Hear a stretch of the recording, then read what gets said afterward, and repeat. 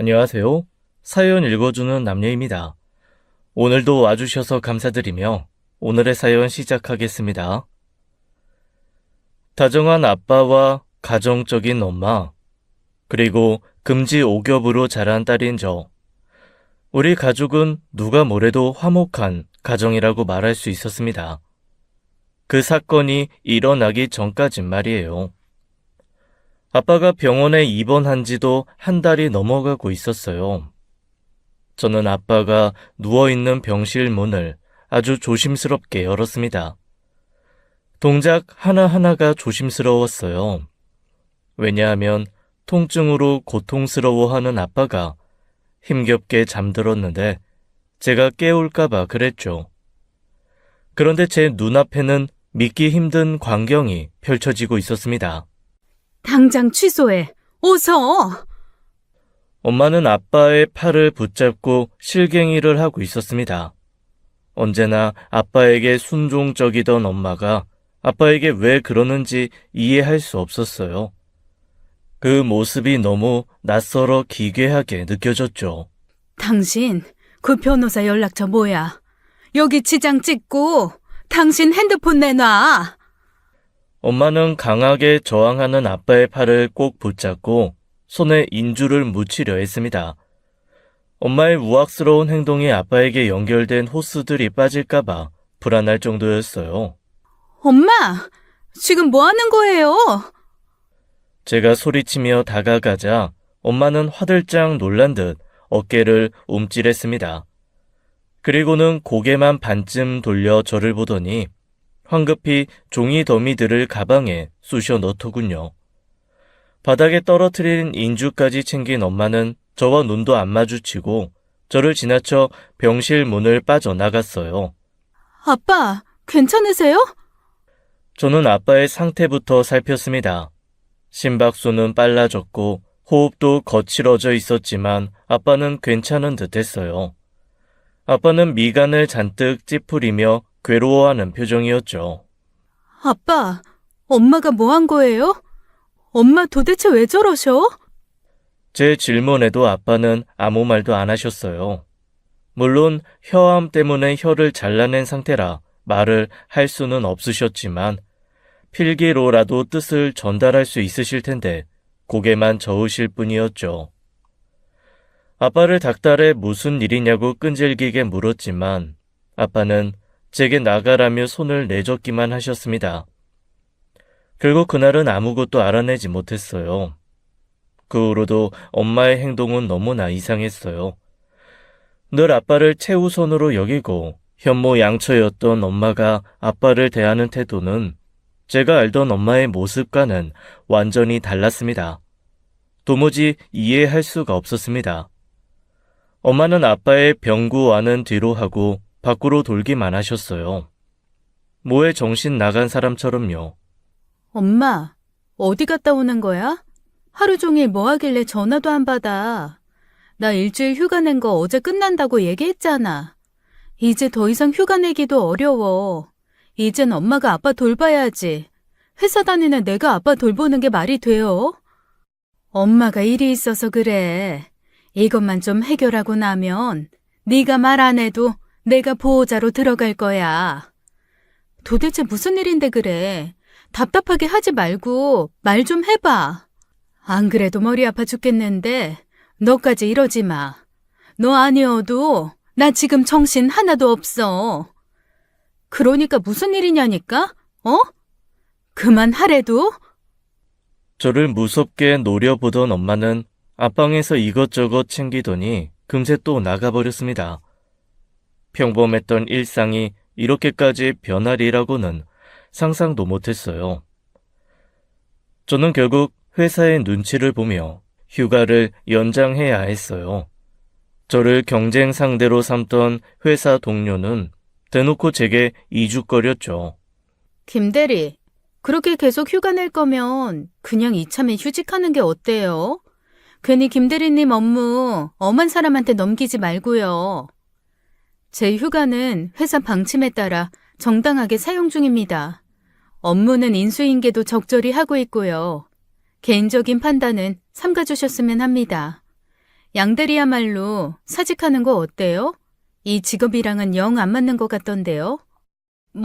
뭐라고요? 말이면 단 줄 알아요? 양대리는 말이면 다인 줄 아는 사람 아니었어요? 그러니까 사람 봐가면서 말해요. 대로 주고 말로 받지 말고. 저도 집안 일로 신경이 곤두서 있을 때라 곱게 말이 나가지 않더군요. 결국 스트레스가 쌓이다 보니 넘치기 일보 직전이었어요. 그러던 중 고모가 찾아왔습니다. 저 고생한다고 먹을 빵과 음료를 잔뜩 들고서요. 인정아, 요즘 많이 힘들지? 그래도 조금만 더 버텨보자. 네가 아빠 병간호한다고 고생이 많네. 뭘, 당연히 해야 하는 거지. 그런데 요즘은 아빠도 아빠인데 엄마 때문에 미치겠어. 도대체 뭐하고 다니는지 아빠 병실에는 코빼기도 안 보이고. 내가 알던 엄마 맞나 싶더라니까. 혹시 우리 집에 무슨 일 있는데 나만 모르는 거야? 고모 혹시 뭐 아는 거 있어? 뭐? 네 엄마가? 그렇게 되물은 고모는 잠깐 뭔가 생각하는 듯 하더니 아주 작은 목소리로 중얼거렸어요. 혹시 그 일 때문에 고모 뭐라고? 방금 일이라고 했어? 무슨 일? 아니야. 일은 무슨. 나 아무 말도 안 했어. 아는 것도 없고. 저는 고모를 빤히 쳐다보았는데 고모 표정이 뭔가 숨기는 것 같았어요. 아는 거 있으면 말해달라고 해도 아니라고만 했죠.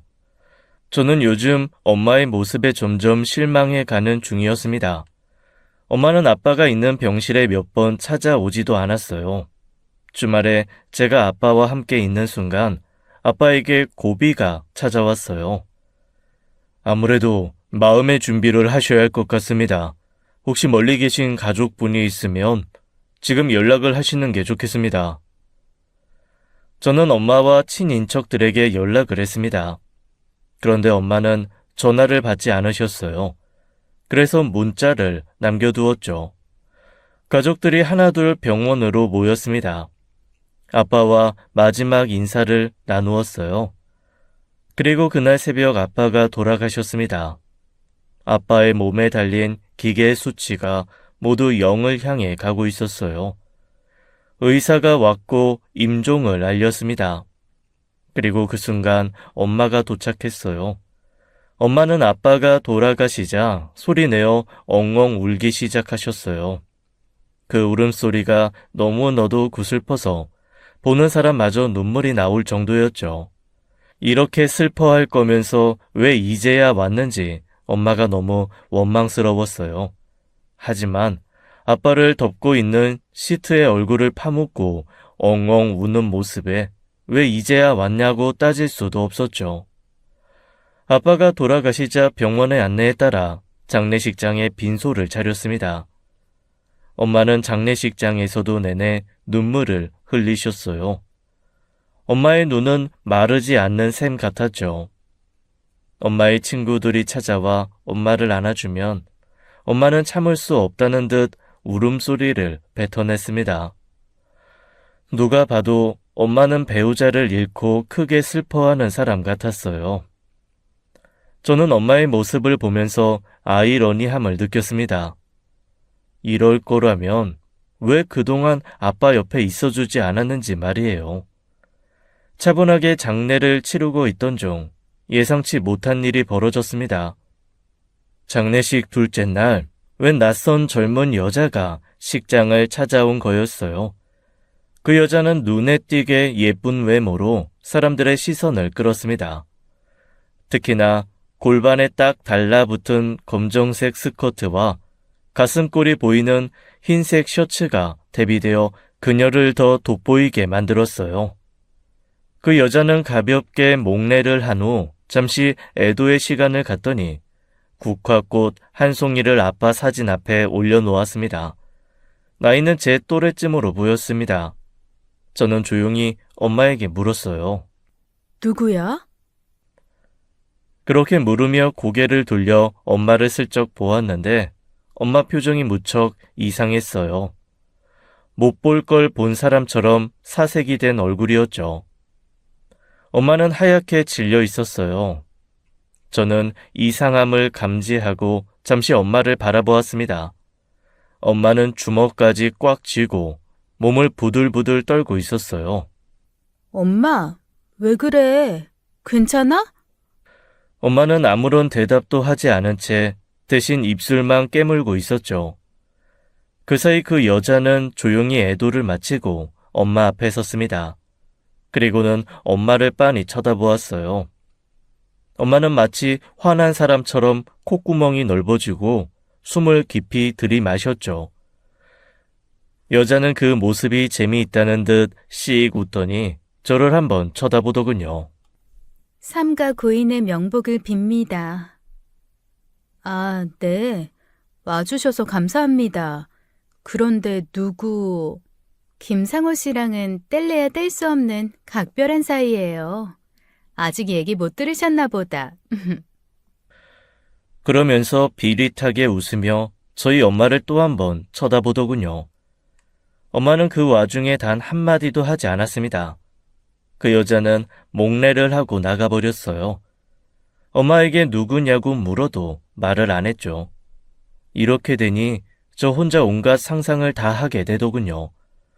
결국 그날 손님이 뜸해진 새벽 엄마에게 물었습니다.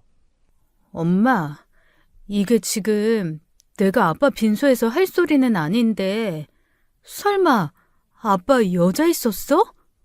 뭐? 엄마는 도끼 눈으로 저를 째려보았습니다. 아니, 뭘 그렇게 무섭게 쳐다봐. 아니, 그런데 아까 그 여자는 누군데? 자기가 자기 입으로 각별한 사이라잖아. 도대체 그 여자 누구냐고. 엄마는 그 여자랑 아는 모양이던데. 알긴 누가 안다 그래. 몰라. 모르는 사람이야. 그냥 와서 조문하길래 그런가 보다 하고 인사받은 것뿐이라고. 그런데 지금 왜 이렇게 예민하게 굴어? 진짜로 아빠 바람 폈어? 그래서 엄마 지금 이러는 거야? 아니래도 넌 대체 무슨 생각을 하는 거니? 네 아빠가 어떤 사람인데 바람을 펴? 누가 뭐래도 네 아빠 절대로 그럴 사람 아니야. 그건 내가 장담해. 그럼 그 여자 뭔데? 엄마 나한테 뭐 숨기는 거 있지? 허튼 소리 그만하고 좀 가서 쉬어. 나도 머리 아파서 좀 쉬어야겠다. 엄마는 아니라고 하지만 지금 엄마의 행동을 보면 분명히 아빠에게 뭔가 말 못할 비밀이 있었던 것 같았죠. 저는 그게 아빠의 외도라고 반쯤 확신하고 있었어요. 그런데 아무리 그래도 그렇지 자기 딸뻘인 여자와 그렇고 그런 사이였다니 이해가 안 가는 건 물론이고 전혀 납득이 가질 않았습니다. 저렇게 세련되고 예쁜 여자가 뭐가 부족해서 저희 아빠 같은 사람을 만나겠어요. 더군다나 아빠가 재력가도 아닌데 말입니다. 지금의 엄마뿐 아니라 아빠 또한 제가 알던 사람이 아닌 것 같았어요. 저만 소외받는 기분에 마음이 아려왔죠. 다음 날 장지를 끝내고 집으로 갔습니다. 엄마는 병이 나서 알아 누웠어요. 저는 약국에 가서 영양제를 사서 집에 들어왔죠. 그런데 닫힌 안방 문 안쪽에서 엄마의 격양된 목소리가 들려왔어요. 엄마 제정신이야? 날더러 뭘 어쩌라고? 엄마는 정말 끝까지 내 편 아니지. 엄마까지 나한테 어떻게 그럴 수가 있어? 이게 지금 그렇게까지 할 일이야? 어떻게 그래? 엄마는 누군가와 통화 중이었어요. 엄마라고 부르는 걸 보니 외할머니 같았죠. 엄마는 평소에 외할머니와 만나는 일이 거의 없었습니다. 두 분이 사이가 좋지 않다고 알고 있었거든요. 엄마 말로는 외할머니와 크게 싸운 일이 있는데 그 일 때문에 서로에게 실망해서 보지 않는 거라고 했어요. 저는 어릴 때부터 외가댁에 가본 일이 없었습니다. 그래서 외할머니 얼굴도 잘 몰라요. 아빠가 돌아가셨을 때도 오지 않으셨으니 거의 연을 끊고 사는 게 맞다고 봐야 했죠. 그런 엄마가 흥분해서는 외할머니와 통화를 하고 있는 거였습니다. 돈? 무슨 돈? 내가 왜 그래야 하는데? 그게 내 돈이지 어떻게 그쪽 돈이야? 엄마, 병원 가봐. 가서 치매 검사하고 오라고. 소리를 내지른 엄마는 전화를 끊어버렸는지 더 이상 말소리가 들리지 않았습니다. 그러더니 곧 안방 문이 벌컥 열렸어요. 안방문 앞에 바짝 서 있던 저는 깜짝 놀랐고 엄마도 저 못지않게 화들짝 놀랐어요. 너 언제부터 거기 서 있었어? 아, 방금. 근데 외할머니랑 통화한 거야? 무슨 돈 얘기하던데. 그게 다 무슨 소리야? 뭐? 도둑고양이처럼 이게 무슨 짓이야? 남의 전화나 엿듣고. 엄마, 진짜 무슨 일 있어? 엄마 지금 되게 이상해. 엄마 최근에 거울 봤어? 엄마한테 이런 말 그렇지만 엄마 정상 아닌 것 같아. 엄마의 눈은 퀭했고 다크서클은 턱 밑까지 내려와 있었습니다.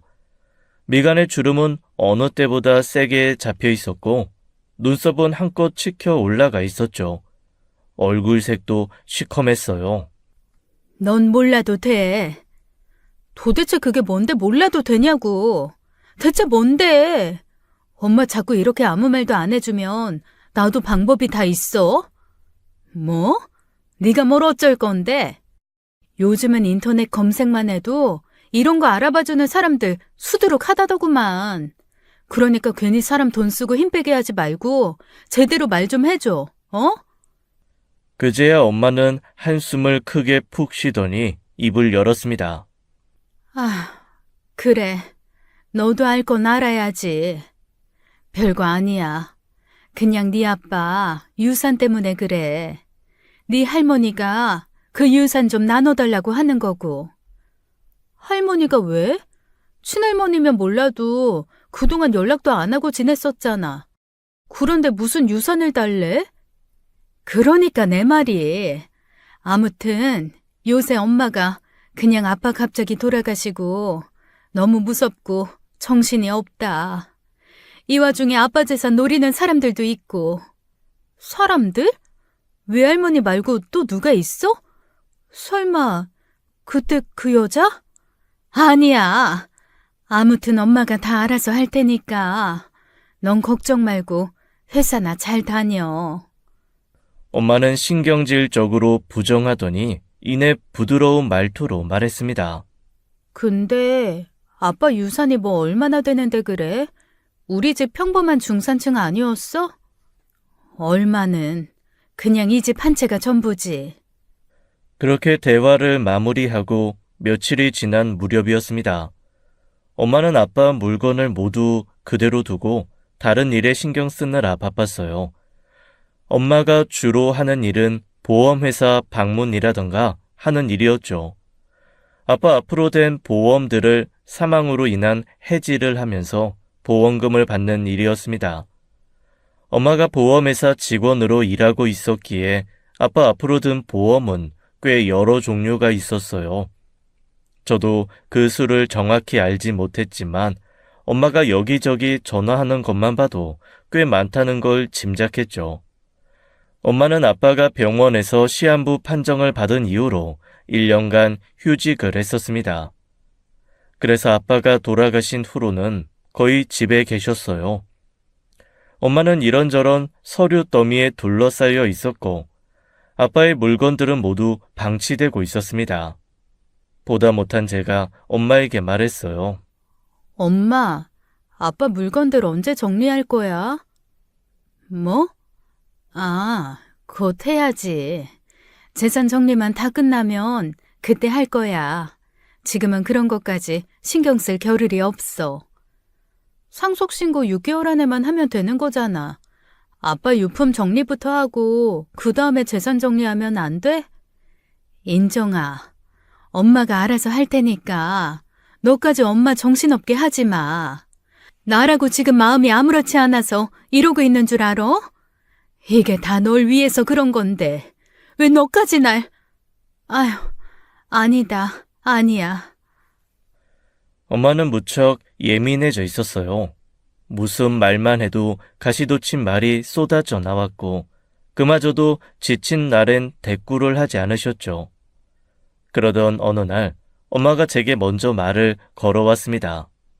요즘 누가 찾아오거나 그런 적 없지? 어? 찾아와? 누가? 누가 날 찾아올 일이 있어? 아니야. 아니면 됐어. 저는 더 묻고 싶었지만 어차피 또 서로 예민해져 있는 상태인 걸 아니 말을 거두었습니다. 그런데 그날 제가 일하는 일터로 누군가 찾아왔더군요. 제가 일하는 곳에요. 네, 어떤 업무 보러 오셨어요? 저는 투명 가림막을 사이에 두고 기계처럼 물었습니다. 그런데 상대방이 말이 없더군요. 그래서 고개를 들고 고객의 얼굴을 바라보았죠. 그런데 제 앞에 그 여자가 앉아 있는 겁니다. 그 순간 엄마가 말했던 누가 찾아오지 않았냐는 말이 떠올랐어요. 어떤 업무 하시게요? 저는 사무적으로 다시 되물었습니다. 그 여자의 대답이 가관이었어요. 상속은 잘 되고 있어요? 그건 신뢰되는 질문 아닌가요? 별로요. 나 정도면 이 정도 질문은 할 수 있죠. 도대체 누구세요? 우리 아빠랑. 저는 목소리가 높아지려는 걸 멈추고 주위를 두리번거린 뒤 아주 작은 목소리로 다시 물었습니다. 무슨 사이라도 돼요? 그러자 그 여자는 재미있다는 듯 저를 보고 씩 웃더군요. 아주 깊은 사이인데 아직 엄마한테 아무 말도 못 들었나 보다. 그 여자도 참 여전하네. 그 여자 입에서 나온 그 여자는 저희 엄마를 지칭하는 거였습니다. 새파랗게 젊은 여자가 엄마 뻘 사람에게 그 여자라니, 그것도 딸 앞에서 그렇게 말하니 기분이 확 상했습니다. 제가 인상을 팍 쓰며 노골적으로 노려보자 그 여자가 핸드백에서 무언가를 꺼내 제 앞에 내밀더군요. 사진이었어요. 그 사진 속에는 젊은 시절의 엄마와 아빠, 그리고 또 한 사람이 찍혀 있었습니다. 그런데 그 얼굴이 너무나 낯이 익었어요. 왜냐하면 바로 제 앞에 앉아 있는 그 여자의 얼굴과 똑같았으니까요. 그 여자는 제가 회사를 마칠 때까지 근처 카페에서 기다렸습니다. 저는 카페에 가서 그 여자에게서 충격적인 진실을 들었어요. 너무 기가 막히고 코가 막히다 못해 눈물만 흘러내렸죠. 손이 벌벌 떨렸어요. 그 여자와 헤어진 후 집으로 돌아가자 엄마가 저를 기다리고 있었습니다. 오늘도 여전히 엄마 손에는 서류 종이들이 들려 있었어요. 인정아, 이리 와서 여기 사인 좀 해라.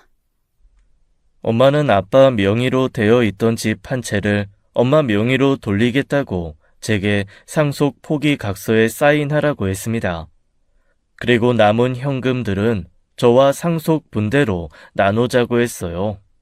인정아, 이리 와서 여기 사인 좀 해라. 엄마, 나 할 말 있어. 잠깐 앉아봐요.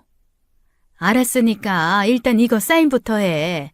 그래야 내일 서류 갖다 내지. 엄마는 제 앞에 서류들을 들이밀었어요. 그 모습에 짜증이 확 밀려왔습니다. 엄마, 얘기부터 하자고. 그래, 얘기해. 누가 얘기하지 말래니?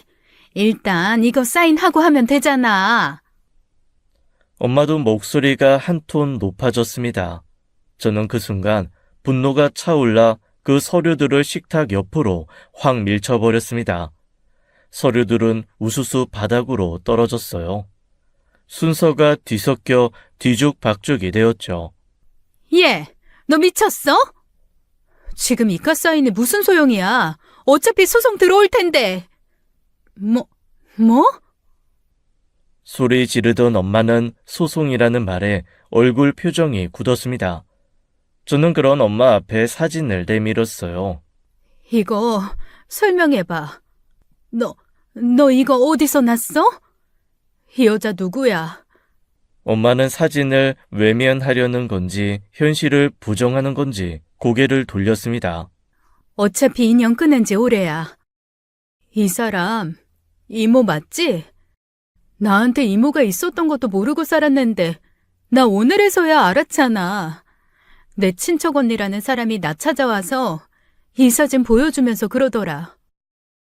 이 사진 속 여자가 내 큰이모고 자기는 큰이모 딸이래. 그런데 더 경악할 일이 뭔 줄 알아? 그 사촌 언니가 내 친언니래. 이게 어떻게 된 거야? 친척 언니가 왜 내 친언니가 되냐고. 이게 무슨 개족보냐고. 뭐? 넌 지금 그 말을 곧이곧대로 다 믿는 거야? 그거 다 헛소리야. 네 아빠 유산 받으려고 거짓말 하는 거라고. 거짓말?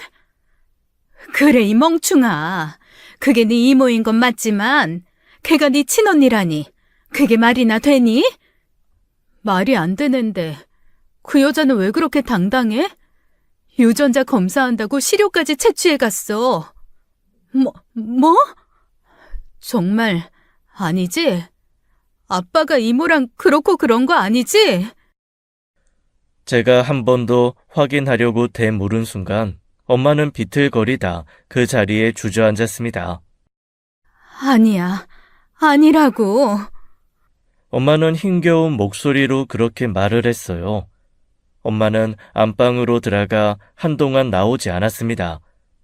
그리고 몇 시간 후 저를 앞에 앉히고 진지하게 이야기를 시작했어요. 일이 이렇게 된 이상 나도 더 이상 너한테 숨기기만 할 수는 없겠다. 솔직히 너무 창피한 일이라 차마 말할 수가 없었어. 아니, 평생 몰랐으면 했다. 너도 알지? 엄마가 외할머니 외할아버지랑 연 끊다시피 하고 사는 거. 그게 다 원수 같은 언니 때문이었어. 저의 외할머니와 외할아버지는 큰 이모와 저희 엄마를 차별해 키웠다고 했습니다. 모든 좋은 건 모두 언니에게 주고 엄마는 늘 언니가 쓰던 것만 받았었대요. 어려운 형편에 큰 이모만 대학을 보내주었고 엄마는 고등학교 졸업 후 바로 취업을 하라고 했답니다. 그러던 어느 날 엄마에게 만나는 남자가 생겼대요. 그게 아빠였죠. 둘의 사랑은 불타올랐고 서로의 결혼을 약속했다고 했답니다. 아빠가 직업도 인물도 좋은 편이어서 외할머니와 외할아버지도 마음에 들어 하셨대요. 그런데 큰 이모 또한 아빠를 마음에 둔 게 문제였죠. 큰 이모는 전혀 티를 내지 않아서 아무도 큰 이모의 마음을 몰랐다고 했습니다. 그러던 어느 날 큰 이모가 아빠에게 술을 먹여 큰 일을 치른 거였어요. 아빠와 큰 이모는 그 일을 함구하고 있었고 결혼식을 며칠 앞둔 어느 날 사건이 터진 거였어요. 큰 이모가 임신을 했다고 온 가족 앞에서 폭탄 발언을 한 거죠.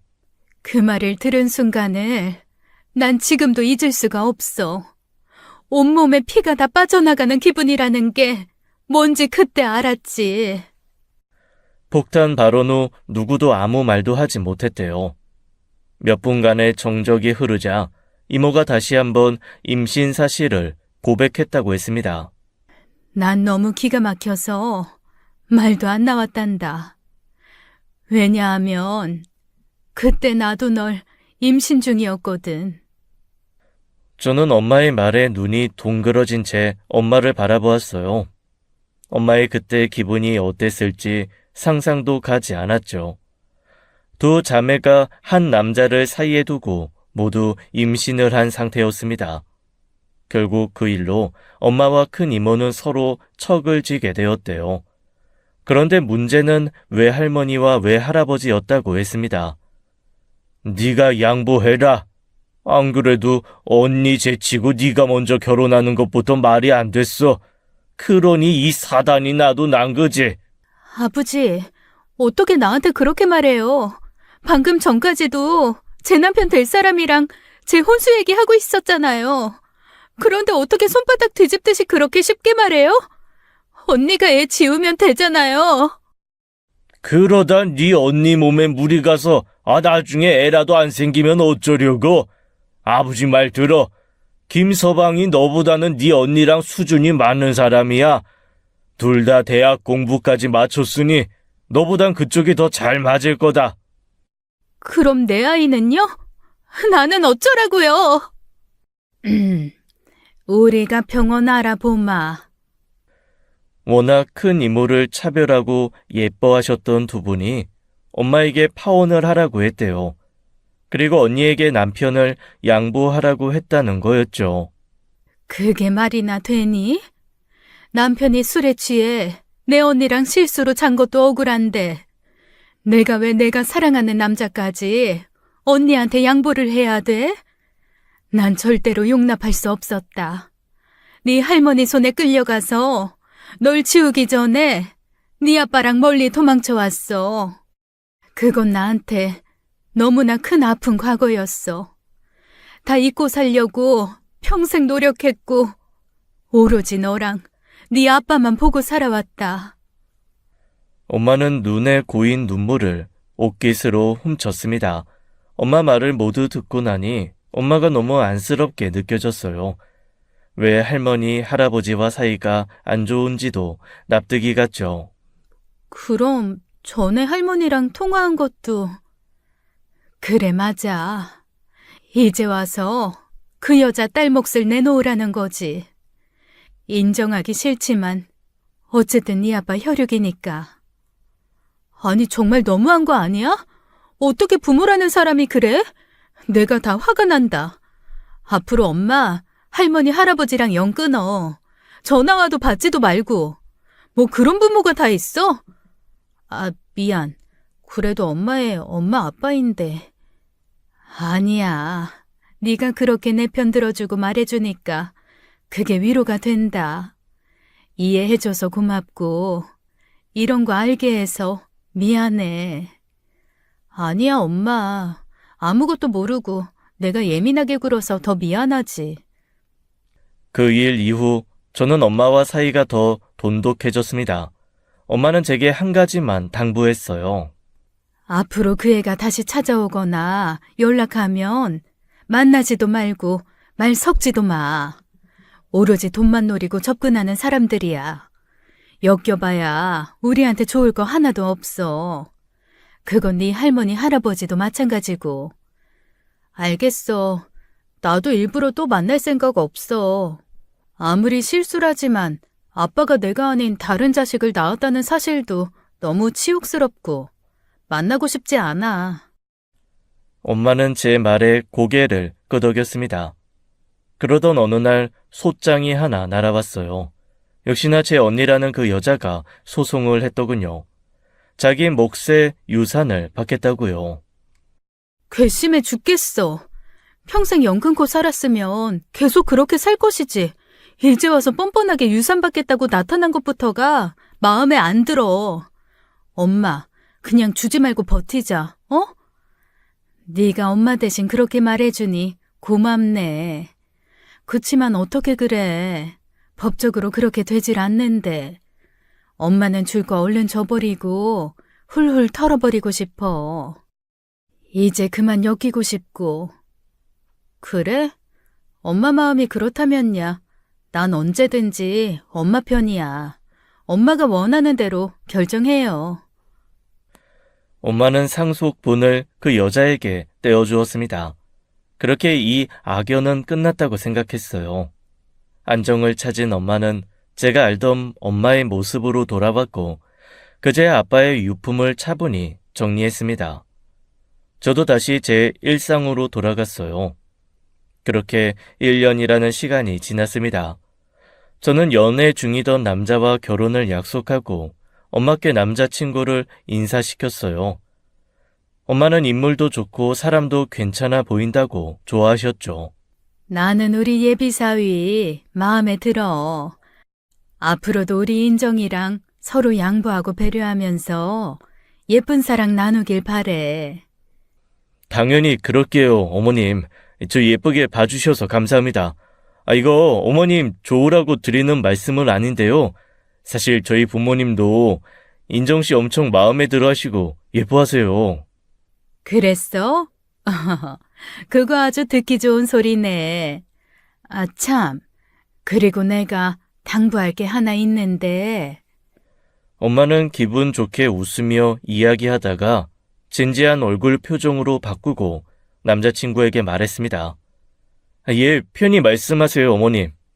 부부는 서로 신뢰가 제일 중요해. 한쪽이 믿음을 깨는 순간 더 이상 지속하기 어려운 관계가 부부야. 자네가 그럴 리야 없겠지만 항상 여자 조심하고 술 조심하게. 네. 여자 조심, 술 조심. 네, 명심하겠습니다. 자칫 분위기가 이상해질 수도 있는 말이었는데 남자친구 특유의 밝은 모습으로 부드럽게 넘겼어요. 곧 청첩장이 나왔어요.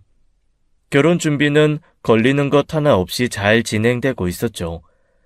그렇게 상견례를 일주일 앞둔 어느 날이었어요.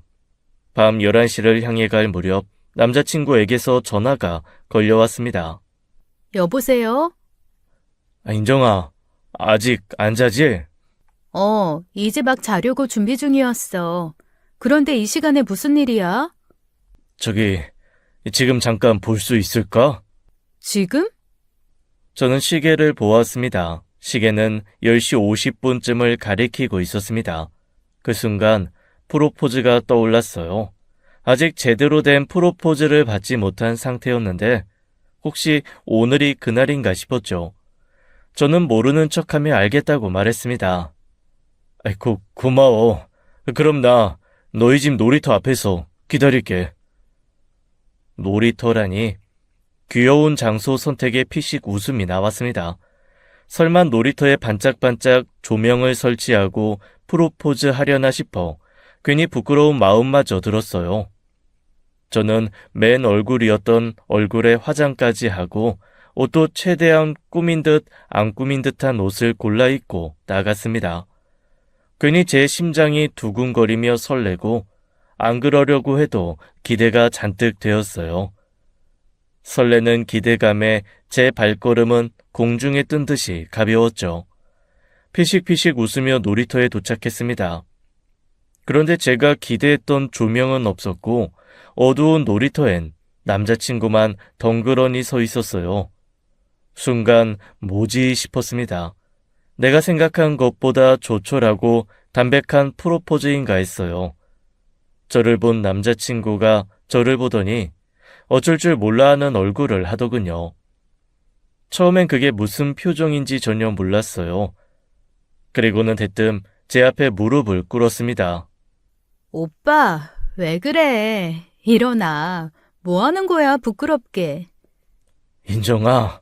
응? 미안하다. 뭐가? 나 같은 놈 남자친구로 둬서 너한테 이런 시련 안겨주는 것 같아서 정말 미안해. 그게 갑자기 무슨 소리야. 오빠 지금 프로포즈를 이런 식으로 하는 거야? 저는 영문을 모르겠다는 표정으로 남자친구를 바라보았어요. 그런데 남자친구의 얼굴 표정은 꽤나 심각했습니다. 그리고 그의 입에서 나온 말에 저는 경악을 금치 못했어요. 우리 파혼하자. 내가 정말 미안해. 미안해, 인정아. 뭐? 파혼? 지금 도대체 무슨 소리 하는 건데? 내가 정말 할 말이 없다. 너희 어머니께도 너무 죄송하고 진짜 내가 죽일 놈이야. 도대체 무슨 일인데? 갑자기 왜 파혼하는 건데? 미안해. 더 이상은 아무 말도 해줄 수가 없어. 나 같은 놈 잊고 잘 살아. 미안하다, 인정아. 그렇게 말하더니 냅다 뛰어가더니 사라졌습니다. 그리고 그 후로 2번 다시 연락이 되질 않았어요. 밤새 받지 않던 핸드폰은 다음날 없는 번호라고 나왔죠. 너무 황당했어요. 마른 하늘에 벼락을 맞은 기분이었습니다. 너무 충격을 받아 이러지도 저러지도 못하고 있던 와중 엄마는 상견례에 갈 옷을 사겠다며 백화점에 나가려고 했어요.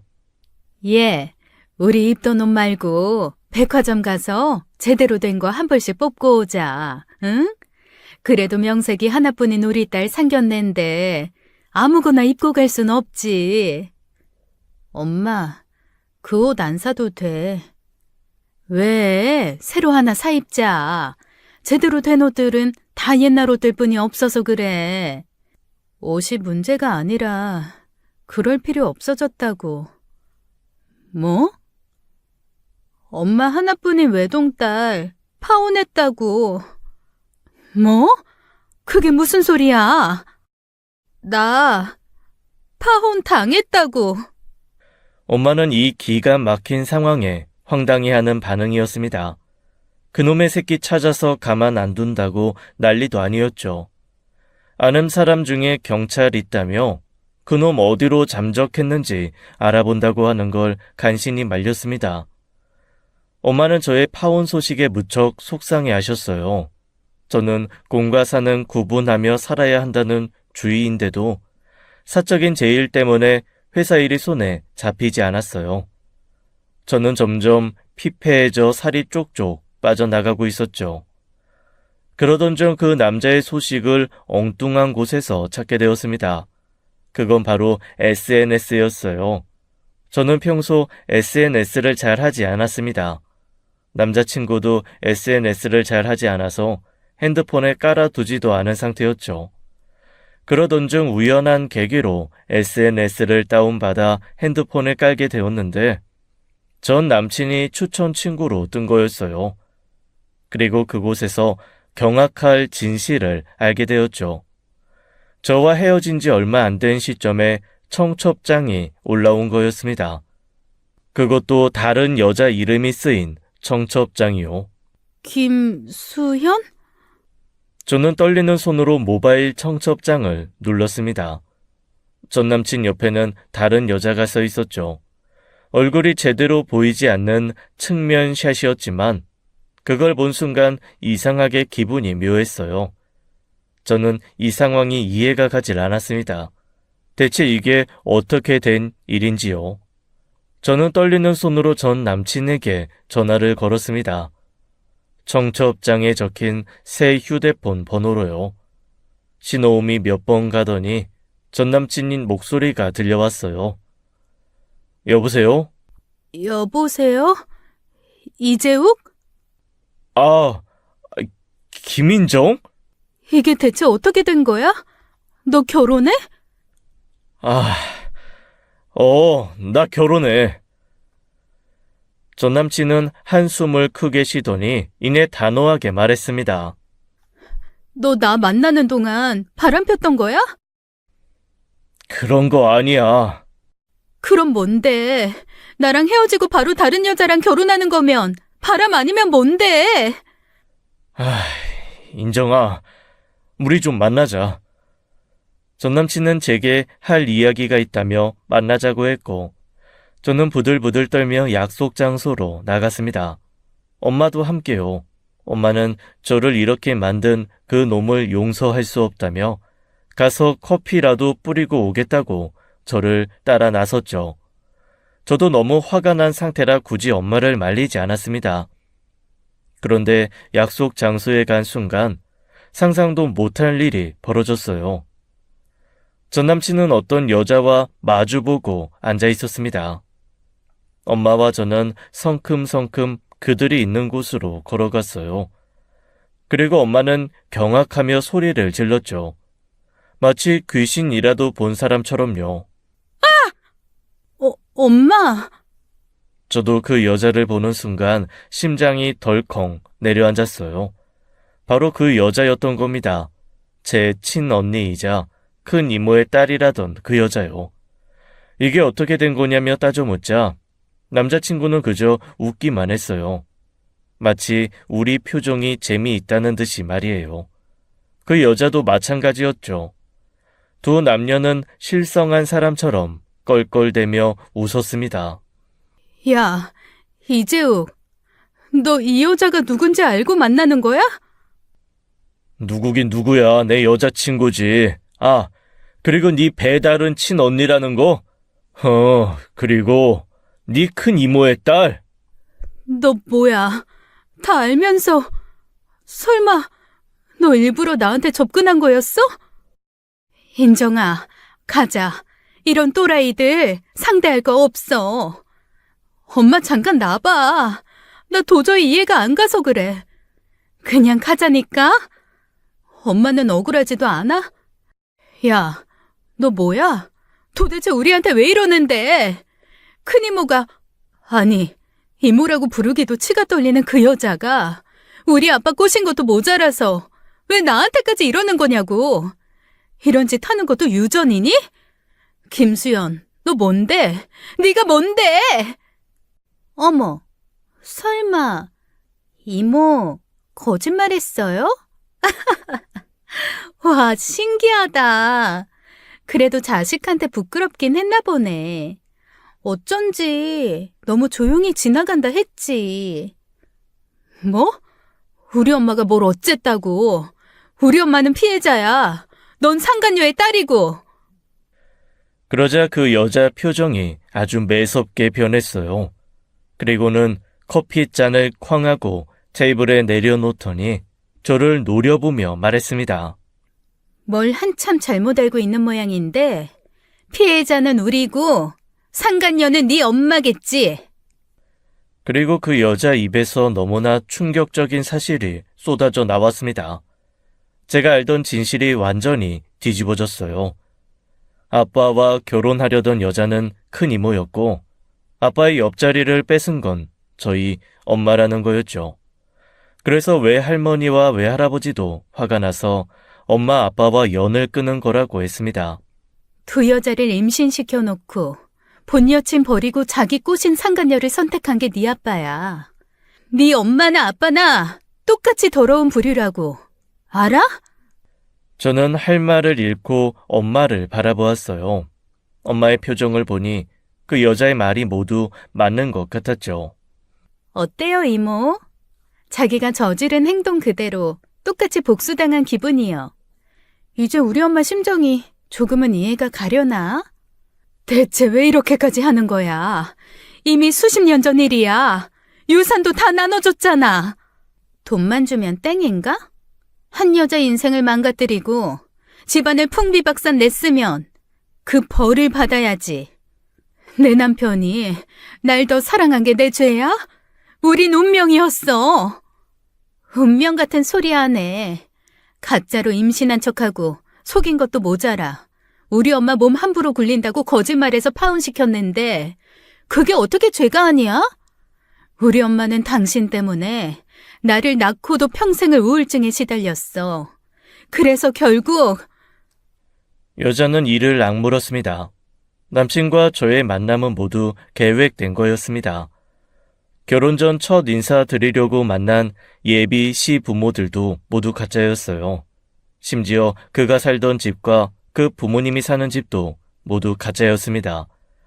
단기 임대로 아파트를 빌려 저를 감쪽같이 속인 거였죠. 저는 믿는 도끼에 발등 찍힌 것도 모자라 이들의 눈속임에 제가 한치의 의심도 없이 속았다는 게 너무 충격이었어요. 왜 사람들이 충격을 받으면 실어증이 오는지 그 순간 이해가 갈 정도였죠. 그런데 충격은 그게 다가 아니었습니다. 그 여자와 전 남친은 자리를 뜨기 전 제게 말했습니다. 나 임신했어. 3개월이래. 너는? 뭐? 너도 임신했냐고. 그게 무슨 소리야? 재욱 씨가 일부러 흘렸는데 몰랐어? 그 순간 저는 눈앞이 캄캄해지고 귀가 먹먹해져 왔습니다. 너 이 새끼, 내 딸한테 무슨 짓을 한 거야? 말해! 수연이가 방금 말했잖아요. 그 정도도 못 알아들어요? 아니야. 그럴 리 없어. 수연이 너 계속 생리했지? 어? 왜 말을 못해? 얼른 대답해! 저는 제 생리 주기를 되짚어 보았습니다. 그동안 충격에 휩싸여 몸이 안 좋다고만 생각했어요. 생각해보니 생리 날짜를 세워본 지도 한참 된 것 같았죠. 평소에도 불규칙적인 편이어서 스트레스로 그런 줄만 알았습니다. 왜냐하면 전 남친과는 철저하게 피임을 해왔거든요. 저는 고개를 양옆으로 세차게 흔들었습니다. 엄마의 탄식 같은 신음이 들렸어요. 정말 몰랐나 보네. 이래서 부모가 지은 죄 자식한테 간다는 말이 있나 봐. 그쵸, 이모? 니들 둘 다 가만 안 둬. 내 딸 잘못되면 가만 안 둔다고! 엄마는 저를 밖으로 끌고 나왔습니다. 저는 힘없이 끌려갔어요. 입구에 붙어 있던 거울 속의 제 모습이 보였어요. 하얗게 질려 공포에 질린 표정이었죠. 엄마는 저를 집에 데려다 주고는 다시 나가서 임신 테스트기를 사왔습니다. 엄마가 제 손에 임신 테스트기를 쥐어줬어요. 손이 바들바들 떨려왔습니다. 엄마, 나 안 할래. 무서워서 못하겠어. 엄마는 제 앞에 무릎을 꿇었습니다. 엄마가 미안해. 엄마가 정말 미안해. 엄마는 해가 질 때까지 제 앞에 무릎을 꿇고 있었습니다.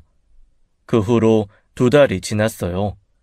그 사이 그들에게는 어떠한 연락도 오지 않았습니다. 저는 조금 부른 배를 손으로 감싸고 전화기를 들었어요.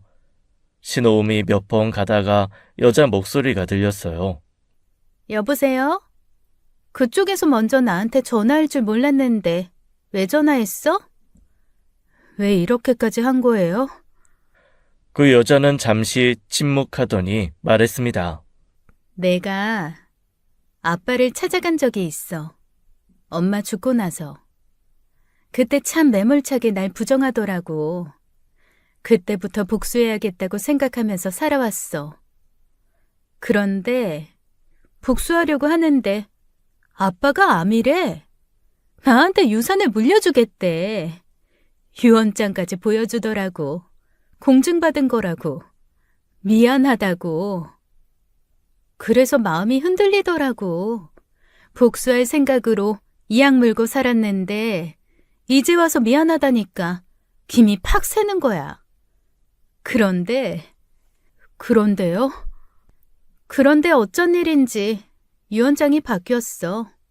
그 유언장에 내 얘기는 하나도 없었고 네 엄마 짓이었어. 그 다음은 내가 얘기 안 해도 알겠지? 내 분노가 어디로 향했는지. 저는 조용히 전화를 끊었습니다. 그리고 그 여자에게 사진 한 장을 보냈습니다. 저의 불러온 배가 나온 사진이었어요. 그러자 그 여자에게서 바로 전화가 오기 시작했습니다. 저는 전화를 받지 않았어요. 그런데 문자가 오더군요. 뭐야, 너 임신했어? 설마 정말 임신한 거야? 이 사진 뭐냐고! 저는 아무 대꾸도 하지 않았습니다. 그 여자뿐 아니라 그 남자에게서도 미친 듯이 문자가 왔어요. 야, 너 이거 뭐야? 너가 어떻게 임신을 해, 어? 말해보라고. 설마 내 애 아니지? 야, 너 빨리 전화 안 받아? 저는 그 둘에게 똑같은 문자를 보냈습니다. 30년 후가 기대된다고요. 그때쯤에 보자고요. 코웃음이 저절로 나왔습니다. 그 둘의 반응이 웃겼어요. 일부러 저를 임신시킨 것처럼 행동하던 그가 이제 와서 이러는 이유는 그 모든 게 거짓말이었기 때문이었죠. 일부러 흘렸다는 그 거짓말은 저를 겁먹게 하려고 했던 말일 겁니다. 그들은 제가 큰 이모처럼 임신된 채 버려지길 바랬겠죠. 아니면 제가 그렇게 느끼기라도 하길 바랬을 겁니다. 저는 그들의 다급하고 초조해하는 문자들을 천천히 읽어 내려갔습니다. 그리고 곧바로 핸드폰 대리점에 방문해서 전화번호를 바꾸었어요. 저는 버스에 올라탔습니다. 버스는 번화가에서 내렸고 저는 병원으로 향했어요. 초음파 결과는 지난번과 같습니다. 임신 징후는 없고 난소도 정상 상태예요. 약은 꾸준히 드시고 계시죠? 네. 근데 선생님, 요즘엔 밤에 잠이 잘 안 와요. 혹시 약이 안 듣는 거면 진짜 임신된 건 아니죠? 물론 그럴 일은 없습니다. 피검사 수치도 임신이 아니라고 하고요.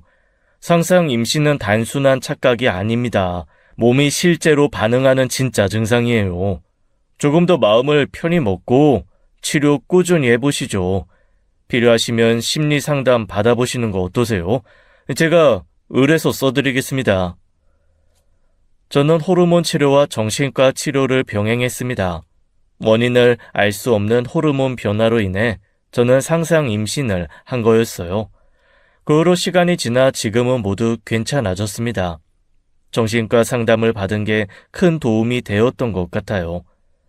요즘은 교회를 다니며 제 마음을 다스리고 있어요. 저는 가끔 고민합니다. 그들에게 진실을 말해줄 것인지를요. 물론 저도 잘한 건 하나도 없다는 걸 압니다. 복수는 복수를 낳는다는 말도 알고요. 하지만 저는 너무 억울하고 고통받았다고 생각합니다. 죄를 지은 사람은 엄마인데 왜 내가 그 죄를 받아야 하는지 모르겠어요. 엄마는 지금도 자신의 과거를 제게 미안해하고 계세요. 저는 그런 엄마와 조금 거리를 두고 지내고 있어요. 옛날 앨범들을 꺼내보면 사진 속 행복한 가족의 모습이 너무나 비현실적으로 느껴지네요. 우리 가족의 어떤 모습이 진짜인 건지 전 아직도 모르겠습니다. 그저 답답한 이 마음이 언젠가는 뻥 뚫리는 날이 오기를 바랄 뿐이네요. 저의 기가 막힌 사연 들어주셔서 감사합니다. 지금까지 사연 읽어주는 남녀였습니다. 끝까지 함께 해주신 여러분 감사드리며 저희는 다음 사연으로 돌아올게요. 감사합니다.